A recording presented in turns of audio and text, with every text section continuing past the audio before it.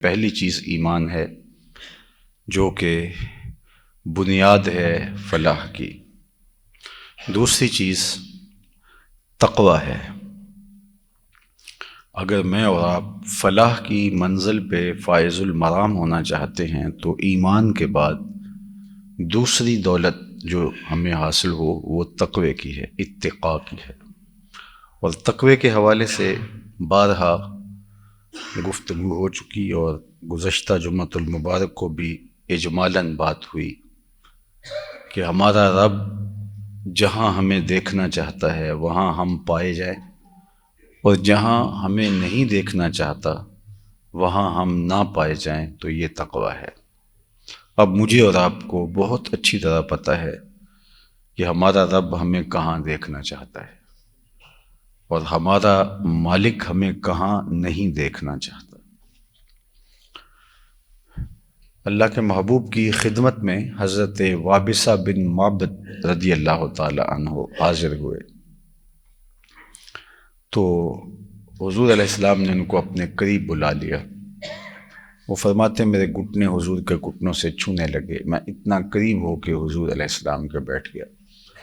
تو فرمایا کہ آؤ کوئی سوال پوچھنے آئے ہو؟ میں نے کہا جی حضور میں سوال پوچھنے آیا ہوں۔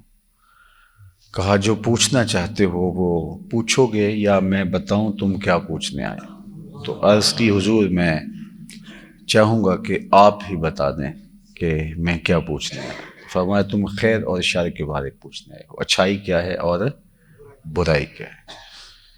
تو کہا جی یہی سوال تھا میرا۔ تو فرمایا اب اس کا جواب مجھ سے لینا ہے یا اپنے آپ سے؟ عرض کی مجھے جواب آتا ہوتا تو سوال ہی کیوں پیدا ہوتا۔ تو ان 3 انگلیوں کو حضور نے جوڑا، حدیث پاک میں آتا ہے، انگوٹھے کو اور ساتھ والی 2 انگلیوں کو۔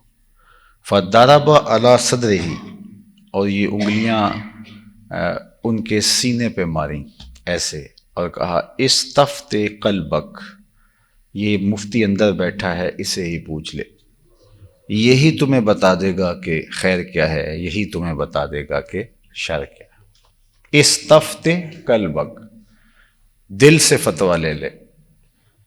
تو ہمیں کہاں جانا چاہیے کہاں نہیں جانا چاہیے ہمیں خود معلوم ہے۔ ہمارا رب ہمیں کہاں دیکھنا چاہتا ہے ہمیں پتہ ہے، کہاں نہیں دیکھنا چاہتا ہمیں پتہ ہے۔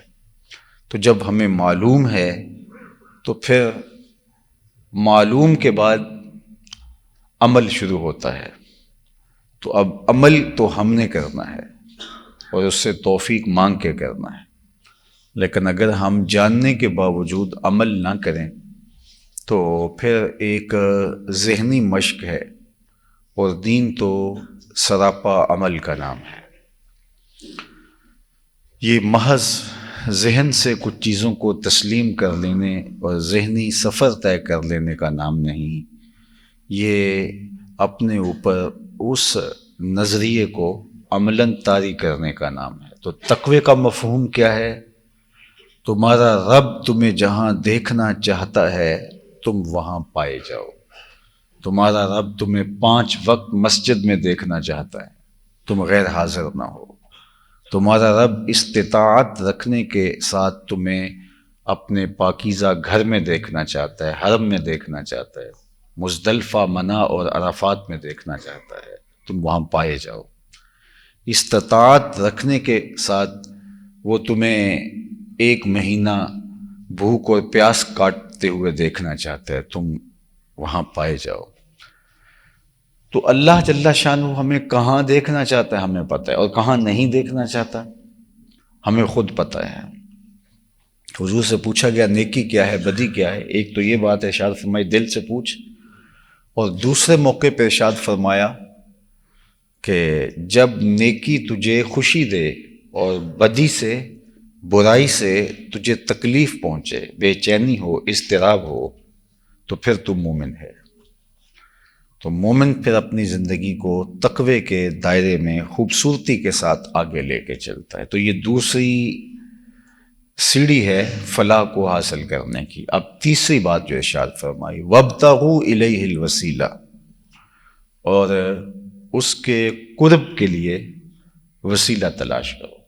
اب وسیلے سے کیا مراد ہے؟ حضرات مفسرین علیہ رحمہ و رضوان نے اس پر بہت تفصیلی گفتگو کی ہے۔ وسیلے سے مراد اعمال صالحہ ہیں، اچھے اعمال کے وسیلے سے اللہ کی قربت پالو۔ ظاہر ہے نیک عمل کرو گے تو اللہ کی قربت حاصل ہوگی۔ فرمایا کہ بندے پر جو میں نے فرض کیا ہے ان فرائض کی ادائیگی کے بعد جب وہ نوافل ادا کرتا ہے، جو میں نے اس کو لازم اس پر کیا ہے وہ تو پورا کرتا ہی کرتا ہے، لیکن اس کے علاوہ بھی وہ نوافل ادا کرتا ہے تو وہ بندہ پھر میرا مقرب ہو جاتا ہے۔ اور جب وہ میرا بندہ میرا مقرب ہو جاتا ہے تو میں اس کی آنکھیں بن جاتا ہوں جس سے وہ دیکھتا ہے، اس کے کان بن جاتا ہوں جس سے وہ سنتا ہے۔ اللہ اکبر! تو اللہ اس کے اندر خاص طاقتیں پیدا فرما دیتا ہے۔ گفتائے اللہ بوت گرچہ از حلقوں میں عبداللہ بوت۔ رومی علیہ رحمہ فرماتے ہیں کہ پھر اس کا کہا قرار پاتا ہے۔ لو اقسم علی اللہ لابر، کہا یہ لوگ اگر اللہ کے نام پر کوئی قسم ڈال دیں تو اللہ پھر پوری کر کے دکھاتا ہے۔ تو کثرت نوافل، اعمال صالحہ، یہ وہ چیزیں ہیں کہ جن کے ذریعے اللہ کی قربت حاصل کی جا سکتی ہے۔ بنی اسرائیل میں 3 لوگ پھنس گئے تھے غار میں، تفصیل موجود ہے کتب احادیث میں، اور بارش کی شدت تھی، تیز آندھی تھی، تو وہ بچنے کے لیے غار میں پناہ لینے کے لیے داخل ہوئے تو اوپر سے کوئی بہت بڑا بھاری پتھر آ کے غار کے دروازے کے آگے ٹک گیا۔ روشنی بھی بند ہو گئی، ہوا بھی بند ہو گئی، تو سانسیں بھی مشکل سے چل رہی تھیں۔ تو انہوں نے کہا کہ اس مشکل ویلے میں اپنے اعمال کے وسیلے سے اللہ سے دعا مانگو۔ تو ایک نے کہا کہ میرے مالک، میں اپنے ماں باپ کے لیے جب باہر سے بکریاں لے کے جاتا تھا تو سب سے پہلے دودھ دھو کے ان کو پیش کرتا تھا، پھر اپنے بچوں کو دیتا تھا، اور ایک دن میں آیا اور دودھ دھو کے ان کے سرہانے کھڑا ہوا اور وہ سو چکے تھے، اور میرے بچے اور میری بیوی وہ بھوک سے تڑپ رہے تھے، لیکن میں اپنے اس طریق کو چھوڑنا نہیں چاہتا تھا، اور وہ سو گئے اور میں سحری تک اپنے باپ اور اپنی ماں کے سرہانے کھڑا رہا۔ تو جب سحری کا وقت ہوا تو ان کی آنکھ کھلی تو انہوں نے مجھے دیکھا تو بہت دعائیں دی اور وہ دودھ نوش جان کیا۔ میرا یہ عمل اگر تجھے قبول ہے تو اس پتھر کو ہٹا دے۔ تو پتھر تھوڑا سا ہٹ گیا اور ہوا آنے لگی اور سانس چلنے لگی۔ دوسرے نے کہا اللہ، میں اپنی زادی سے، اپنے چچا کی بیٹی سے بری نیت کے ساتھ اس پہ قابو پا لیا تھا، یا کوئی اور خاتون تھی اور وہ مجبور تھی، اور جب میں بالکل اس بات پہ تیار تھا کہ میں اس کی آبرو ریزی کر دوں تو اس نے مجھے کہا اللہ سے ڈر، تو محض تیرے سے ڈر کے میں نے اس کو چھوڑ دیا اور اس کی ضرورت بھی پوری کر دی، اور اگر یہ تیری رضا کے لیے عمل ہے اور تجھے قبول ہے تو اس پتھر کو ہٹا دے۔ تو پتھر اور سرک گیا لیکن ابھی نکلنے کا راستہ نہیں تھا۔ تیسرے نے کہا کہ مالک، میں کوئی کام کروا رہا تھا تو ایک مزدور کسی وجہ سے چلا گیا اور اس کی مزدوری میرے پاس رہ گئی، میں نے اس کو بہت ڈھونڈا لیکن بہت زیادہ ڈھونڈنے کے باوجود وہ مزدور مجھے نہیں ملا، اس کے تھوڑے سے پیسے میرے پاس تھے، تو میں نے اس کی ایک بکری خرید کے اپنے ریوڑ میں رکھ دی، اور میں نے کہا کہ اس کا مال اسی طرح بڑھتا رہے گا، اور مدتیں بیت گئیں، اس بکری نے بچے دیے، پھر اس نے بچے دیے، پھر اس کی آگے نسل چلی، حتیٰ کہ وہ بھی ایک ریوڑ بن گیا۔ ایک عرصہ کے بعد، سالوں کے بعد وہ گزرا اور اس کو یاد آیا تو اس نے کہا کہ میری تمہارے پاس مزدوری ہے، تو میں نے کہا بالکل ہے، یہ جو ریوڑ ہے یہ تمہارا ہے، اس نے کہا مجھ سے مذاق تو نہ کرو. تو میں نے کہا نہیں، یہ تمہارا ہے، میں نے تمہاری مزدوری کو کام پہ لگایا تھا اور آج یہ ایک ریوڑ کی شکل میں ہے. تو میں نے اس کا شکریہ بھی ادا کیا اور وہ ریوڑ اس کے سپرد کیا. یہ عمل اگر تیری رضا کے لیے تھا تو اللہ اس پتھر کو ہٹا دے. تو وہ پتھر پیچھے ہٹ گیا اور یہ تینوں لوگ غار سے باہر آ گئے. صحیح حدیث ہے. بنی اسرائیل کے حضور نے واقعہ بیان فرمایا. تو یہ عمل کے ذریعے سے اللہ کی قربت اور اللہ تعالیٰ کے حضور دعاؤں کی قبولیت کا ذریعہ ہے. وابتغوا الیہ الوسیلہ کا ایک مفہوم یہ ہے. وابتغوا الیہ الوسیلہ کے اور بھی مفاہیم بیان کیے گئے ہیں، اور بعض نے کہا کہ تقوی سے یہ چیز حاصل شدہ ہے تو پھر اس سے مراد زوات کا وسیلہ ہے. اللہ کے پاکیزہ بندوں کی قربت اور صحبت کے ذریعے سے اللہ جل شانہ تک رسائی حاصل کرنا، یہ ہے اس سے مراد. بنی اسرائیل کے اندر جس شخص نے 99 قتل کیے تھے اور پھر وہ ایک زاہد کے پاس گیا جو عالم نہیں تھا، صرف زاہد تھا، اور کہا میں 99 اشخاص کا قاتل ہوں، تو کیا میرے لیے توبہ ہے؟ تو اس نے کہا کہ اتنے قتل کرنے کے بعد توبہ کہاں سے ہوگی؟ تو جب وہ مایوس ہو گیا تو اس نے اس کی گردن اتار دی. جب میں نے بخشا ہی نہیں جانا تو پھر 99 کیا اور 100 کیا. لیکن اس کے اندر ابھی یہ آرزو تھی. تو پھر لوگوں نے بتایا کہ فلاں بستی میں کچھ نیک لوگ رہتے ہیں اور ان کی صحبت میں جا کے تو بیٹھ جا اور ان کی طرح اعمال بجا لا، اور ان کی صحبت کی برکت سے تیرے گناہ دھل جائیں گے اور تیری توبہ قبول ہو جائے گی. تو وہ اللہ والوں کی بستی کی طرف چل پڑا. ابھی راستے میں ہی تھا کہ روح قبض ہو گئی. جنت کے فرشتے بھی آ گئے اور جہنم کی طرف لے جانے والے فرشتے بھی حاضر ہو گئے، اور انہوں کا باہم آپس میں یہ تنازع بن گیا کہ کون لے کے جائے. اہل جنت کہتے تھے یہ توبہ کے لیے جا رہا تھا، اور جہنم سے آنے والے فرشتے کہہ رہے تھے کہ یہ 100 اشخاص کا قاتل ہے. تو اللہ تعالیٰ جل شانہ نے ایک اور فرشتہ بھیجا جو ان 2 فرشتوں کے مابین تنازع کو ختم کرے. اب دونوں متفق ہو گئے اس پر، اور وہ اللہ کا فرستادہ تھا. تو اس نے کہا زمین ناپ لو، اگر ادھر سے زمین کم ہے جدھر جا رہا ہے تو جنت میں لے جاؤ، اور اگر ادھر زمین کم ہے جدھر سے آ رہا ہے اور آگے ابھی زیادہ جگہ ہے تو اس کو جہنم والے لے جائیں. اور پھر زمین ناپی جانے لگی. کہتے ہیں وہ بالکل تقریباً درمیان میں کھڑا تھا، اور جب موت آئی وہ گرا تو اس کو شوق تھا، تو اس شوق میں اس نے اپنے آپ کو گھسیٹ کے آگے کرنے کی کوشش کی تو ایک بالشت آگے بڑھ گیا تھا. تو اس وجہ سے اس کی بخشش فرما دی گئی، اس کو جنت والے لے گئے. تو یہ صحیح حدیث ہے. اللہ تعالیٰ بھیجتا ہی ان فرشتوں کو جن کا وہ ہے، لیکن جنت والے بھی آ گئے، جہنم والے بھی آ گئے، فرشتہ فیصلہ کرنے آ گیا. یہ سب اہتمام کیوں تھا؟ پھر یہ ناپو، یہ ناپو، یہ فیصلہ ہوگا، یہ دنیا کو بتلانا مقصود تھا کہ جہاں اللہ کے بندے بستے ہوں اس بستی کی طرف رخ کرنے سے بھی برکتیں نصیب ہوتی ہیں.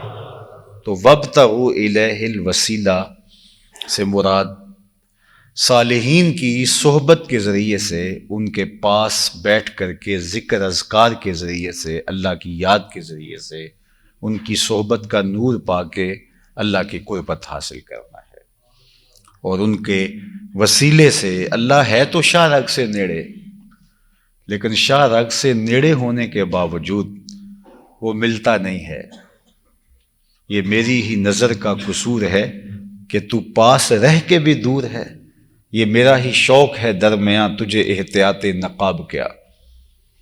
اس قدر نیڑے ہے کہ شاہ رگ سے بھی نیڑے بستا ہے، لیکن شاید یہ قربت ہی حجاب کا ذریعہ بن گئے.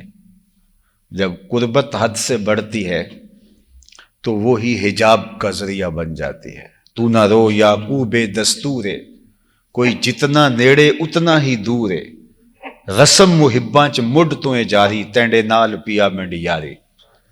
جس قدر کوئی نیڑے ہوتا ہے تو وہ قربت بڑھتی جاتی ہے تو وہ بود میں ڈھلتی چلی جاتی ہے. اس کی میں ایک مثال دیتا ہوں کہ آپ اپنی آنکھوں میں سرما لگاتے ہیں تو جب آپ سلائی کے ساتھ سرما لگاتے ہیں تو اس کے ساتھ چمٹے ہوئے ذرے بھی آپ کو دکھائی دیتے ہیں. پھر اس کو بالکل قریب کر لیتے ہیں. جب آنکھ کے بالکل قریب آتا ہے تو وہ سرما دھندلا جاتا ہے. پھر آپ آلائے بصارت میں ڈال لیتے ہیں تو اب نظر آنے سے بند ہو جاتا ہے.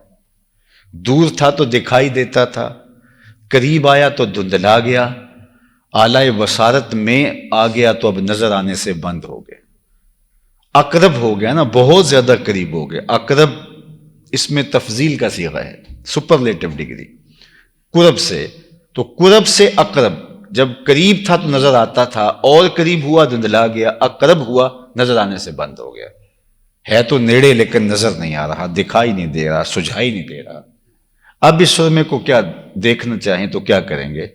آپ ایک آئینہ لیں گے اور اس کو اپنے سامنے رکھیں گے تو اس آئینے سے آپ کی اپنی آنکھ کا چھپا ہوا کاجل آپ کو دکھائی دے گا. ہے وہ نیڑے لیکن دکھائی نہیں دے رہا، لیکن آپ کو سامنے آئینہ رکھنا ہوگا تو اپنی آنکھ کا چھپا ہوا کاجل آپ کو دکھائی دے گا. وہ شاہ رگ سے بھی نیڑے بستا ہے لیکن دکھائی نہیں دیتا. جب آئینہ جمال محمد سامنے رکھیں گے تو رب سے ملاقات ہو جائے گی. وابتغوا الیہ الوسیلہ، اس کا وسیلہ تلاش کرو، اس کی قربت حاصل کرنے کے لیے. انا مرآۃ جمال اللہ، میں اس کے جمال کا آئینہ ہوں. اللہ اکبر. تو اس کو دیکھنے کے لیے ان کی چوکھٹ پہ حاضر ہونا ہوگا، ان کی دہلیز پہ آنا ہوگا، اور خدا تک رسائی کا سبب و ذریعہ ہی وہ ہیں. اور ان کا توسل، ان کا تبرک اور ان کے ذریعے رب کی قربت، یہ عین دین ہے. میں اس حوالے سے آپ کے سامنے صحیح ترمذی کی، سنن ابن ماجہ کی ایک روایت رکھنا چاہتا ہوں. اور یہ روایت اس کے علاوہ بھی سنن نسائی میں بھی اور ابن حبان میں بھی، طبرانی نے بھی، اور بھی باقی لوگوں نے درجنوں کتب احادیث میں یہ حدیث موجود ہے. لیکن میں ابن ماجہ اور سنن ترمذی کے اندر جو یہ روایت ہے، جامع ترمذی کے اندر، اس کو آپ کے سامنے رکھتا ہوں. اور انہوں نے اس کے بارے میں کہا یہ حدیث ہے بھی صحیح، ضعیف نہیں ہے، اور اس کو کوئی بھی ضعیف نہیں کہتا. البانی نے بھی اس کی تضعیف نہیں کی، اس نے بھی کہا ہے کہ یہ حدیث جو ہے وہ صحیح ہے. اب حدیث کیا ہے کہ ان رجلا ضریرا اتی النبی صلی اللہ علیہ وآلہ وسلم. حضرت عثمان بن حنیف رضی اللہ تعالیٰ عنہ فرماتے ہیں ایک شخص ضریر البصر، نابینا، حضور کی خدمت میں حاضر ہوا. فقال ادعو اللہ ان یعافینی، حضور اللہ کی بارگاہ میں دعا کیجئے کہ مجھے عافیت عطا فرمائے، مجھے آنکھوں میں روشنی اتر آئی. فقال، تو اللہ کے محبوب نے ارشاد فرمایا ان شئت دعوت و ان شئت صبرت فهو خیر لک، اگر تو کہے تو میں دعا کر دیتا ہوں اور آنکھوں میں بینائی اتر آئے گی، اور اگر تو صبر کرے تو اللہ تجھے اس کا اجر عطا کرے گا. اگر تو صبر کر لے تو اللہ تجھے اس کا فهو خیر لک، وہ تیرے لیے بہتر ہے.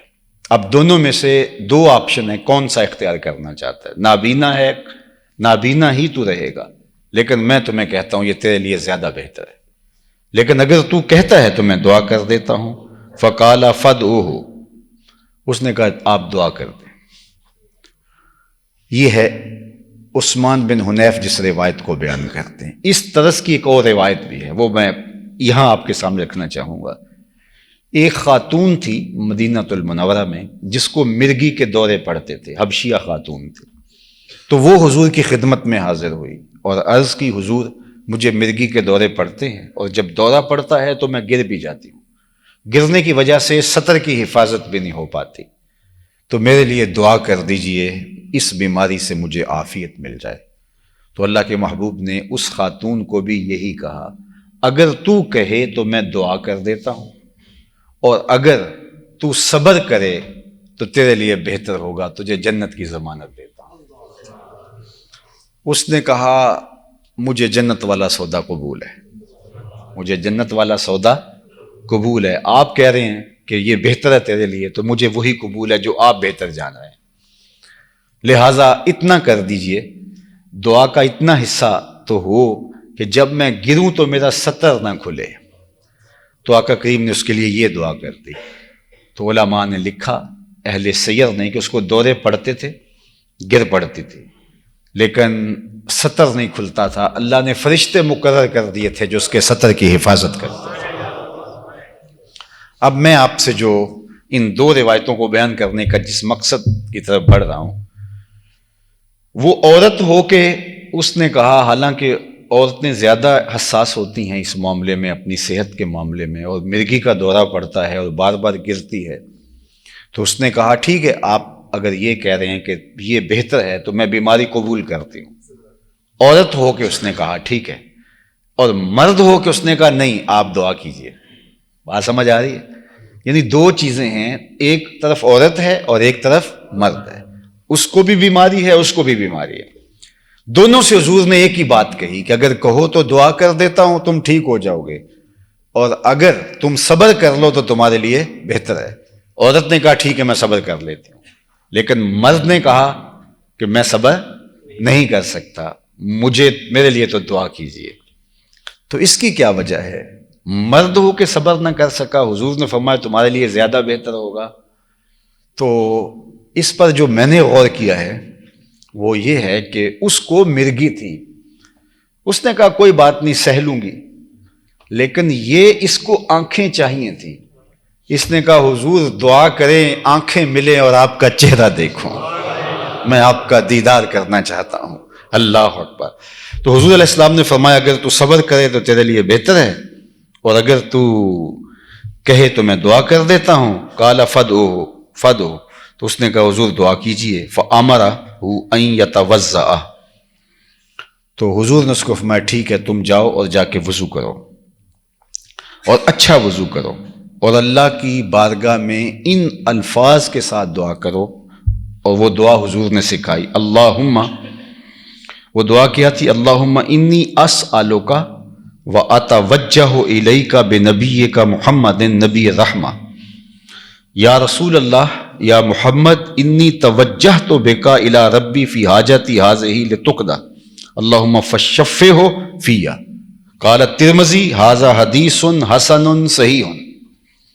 حضور نے اس کو جو دعا ارشاد کی، فرمایا تم جاؤ وضو کرو اچھے طریقے سے اور 2 رکعت پڑھو، اور اس کے بعد اللہ سے دعا مانگو، اے اللہ میں تیری بارگاہ میں سوال کرتا ہوں، اور تیرے نبی جو رحمت والے نبی ہیں محمد صلی اللہ علیہ وآلہ وسلم، تیرے حضور ان کا وسیلہ پیش کرتا ہوں۔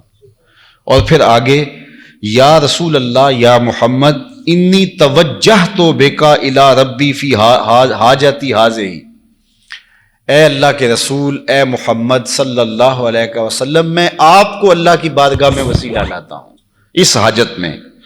اللہ اکبر۔ فی حاجتی ہذہ لتقضی، تاکہ میری حاجت پوری ہو جائے۔ اللہم فشفعہ فی، اللہ مجھے شفا عطا کر دے۔ عثمان بن حنیف کہتے ہیں کہ اس نے بار بار یہ دعا مانگی، اور پھر جب واپس آیا تو لوگوں نے دیکھا اس کی آنکھوں میں روشنی آ چکی تھی۔ تو حضور علیہ السلام کی ذات کو وسیلہ بنا کے دعا مانگنا، اور حضور کو اللہ کے قرب کے لیے وسیلہ ماننا جو ہے، یہ ہے ابتغاء وسیلہ، اور حضور سے بڑا اللہ کی قربت کا وسیلہ اور کوئی نہیں ہو سکتا۔ حضرت شیخ عبد الحق محدث دہلوی علیہ رحمہ لکھتے ہیں کہ یہاں جو ارشاد فرمایا گیا وَابْتَغُوا إِلَيْهِ الْوَسِيلَةَ، تو اس سے مرشدان برحق بھی مراد ہو سکتے ہیں، جن کے ذریعے سے اللہ کی قربت حاصل کی جا سکتی ہے۔